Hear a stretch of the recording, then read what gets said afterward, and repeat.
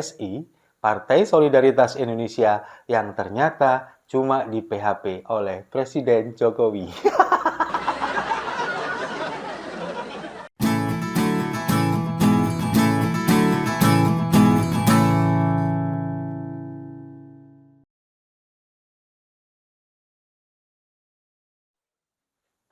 Salam damai untuk Indonesia, berjumpa lagi bersama saya, Papa Dimas.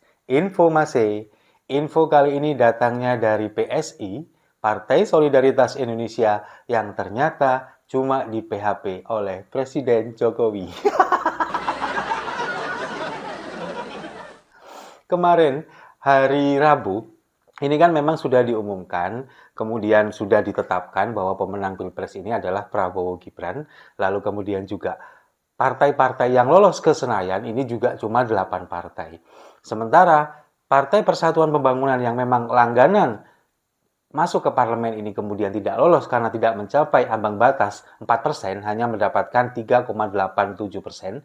Lalu kemudian PSI yang kemarin digadang-gadang akan maju ke parlemen, masuk ke parlemen, ke Senayan, kemudian juga dengan berbagai dramanya, ini kemudian juga ternyata gagal masuk ke Senayan. Nah, untuk Pilpres ini, untuk pemenang dari Pilpres, Prabowo Gibran, ini kan memang sudah banyak pihak yang kemudian mengucapkan selamat. Tapi bagi sebagian orang lainnya, ini tidak mau mengucapkan selamat dulu. Ini karena apa? Karena memang secara yuridis, itu memang belum ditetapkan sebagai pemenang. Karena hasil pengumuman dari KPU ini belum resmi, belum sah sebelum ada ketetapan dari Mahkamah Konstitusi. Apalagi sekarang akan ada dilakukan gugatan sengketa pemilu di Mahkamah Konstitusi. Ini kata Profesor Mahfud MD. Kalau kita melihat di akun X-nya atau Twitter-nya, ini Profesor Mahfud mengatakan bahwa untuk mengucapkan selamat secara yuridis, kalau sudah diumumkan oleh KPU, ini belum sah.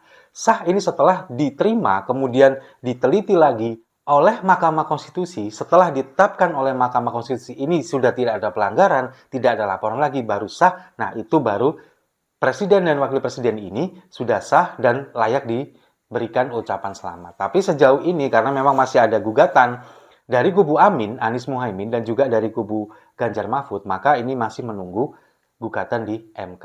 Nah, sementara untuk Pileg legislatif di 2024 ini, kemarin kan sempat heboh karena banyak sekali penggelembungan suara yang begitu masif untuk PSI, Partai Salah Input. Partai Solidaritas Indonesia. Apalagi di daerah Kalimantan kemarin juga salah satu saksinya ini kaget. Loh, suaranya ini 2.000 kok bisa tiba-tiba jadi 17.000? Kan seperti itu. Ini kan memang secara masif, secara terlihat nyata dan jelas bahwa akan ada arah ke sana. Akan ada penggelembungan suara, ada kecurangan yang secara nyata dipertontonkan secara telanjang kepada kita semua. Tapi pada akhirnya, sepertinya pihak-pihak yang ingin melakukan kecurangan dan memasukkan PSI ke parlemen, tampaknya juga keder juga. Takut kalau misalkan ini semuanya terbongkar. Karena semuanya terlihat tampak jelas bahwa ada upaya ke sana.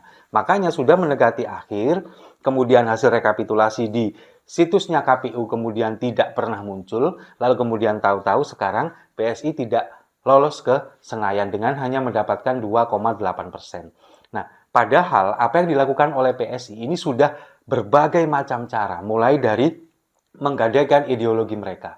Mereka yang dulu menghujat Prabowo Subianto, kemudian mengatakan bahwa Prabowo ini adalah pembohong, mendapatkan anugerah kebohongan award, lalu kemudian juga mengatakan Prabowo adalah seorang penculik, lalu tiba-tiba sekarang mendukung Prabowo Subianto. Hanya demi untuk apa?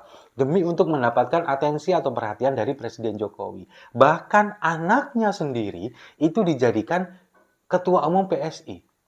Yang baru masuk jadi anggota PSI selama 2 hari, lalu kemudian tiba-tiba dijadikan ketua, ini kan demi untuk menjilat Presiden Jokowi. Lalu kemudian mereka membuat jargon Jokowisme, yang mengatakan bahwa Presiden Jokowi adalah panutan mereka dalam berpolitik, bahkan sampai sekarang sudah berganti presiden, nantinya mereka tetap mengusung jargon Jokowisme ini, supaya semuanya dilakukan demi apa?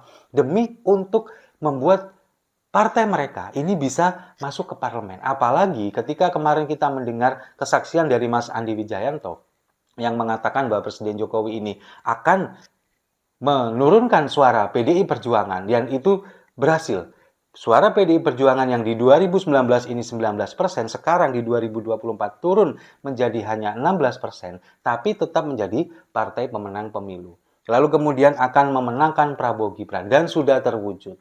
Lalu yang ketiga adalah meloloskan PSI ke Senayan, masuk ke dalam parlemen, tapi ternyata semuanya itu dibatalkan. Ya seperti yang saya sampaikan tadi, sepertinya orang-orang yang berkepentingan untuk memasukkan PSI ke sana, tampaknya ada sedikit ketakutan, karena semuanya sudah terbongkar dan nyata di depan mata bahwa memang terjadi banyak kecurangan, terjadi banyak penggelembungan suara, dan sekarang pada akhirnya PSI hanya mendapatkan PHP dari Presiden Jokowi.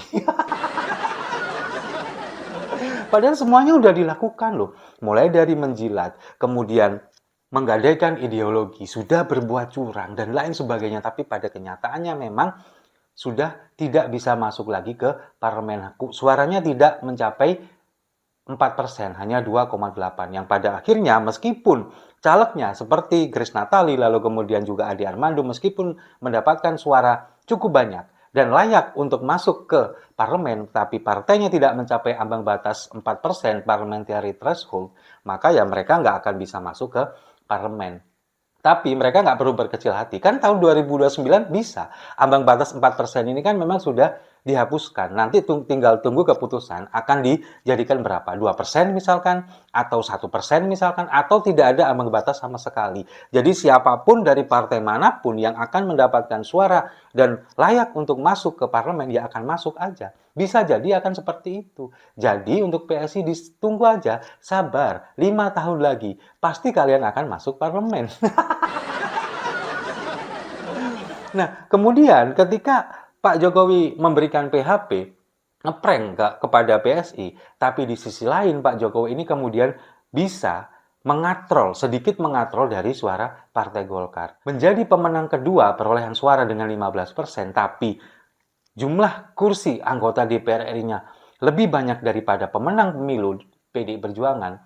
Ini kan menjadi fenomena yang sangat luar biasa, karena memang sebaran suara dari Partai Golkar ini lebih merata daripada PDI Perjuangan yang terpusat di Jawa Bali. Itulah yang membuat suara Partai Golkar ini kemudian perolehan kursi di DPR-nya jadi lebih banyak. Makanya banyak sekali kemudian spekulasi yang mengatakan bahwa Presiden Jokowi akan mengambil alih Partai Golkar. Dan untuk PSI ya mungkin cuma dijadikan batu loncatan aja. Disiapkan memang untuk anaknya, bukan sekarang. Tapi mungkin bisa 5 tahun lagi, mungkin bisa 10 tahun lagi. Dan itu memang sudah disiapkan jauh-jauh hari. Demi apa? Demi untuk kekuasaan, demi untuk dinasti politik. Setuju ya?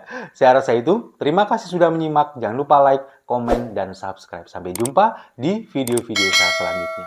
Sudah curang, tetap kalah.